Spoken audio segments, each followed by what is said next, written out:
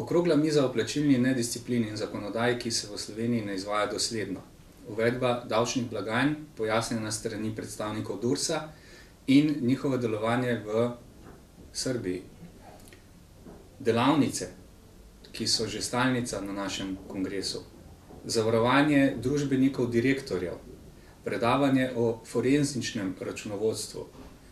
To je le nekaj poudarkov iz programa Kongresa računovodskih servisov Slovenije, ki ga organizira Zbornica računovodskih servisov na začetku oktobra v Kongresnem centru Slovenija v Portorožu. Prav tako bomo že četrtič razglasili najračunovodski servis v 3 kategorijah: mali, srednji in veliki. Z veseljem vas vabim, da se tega kongresa udeležite.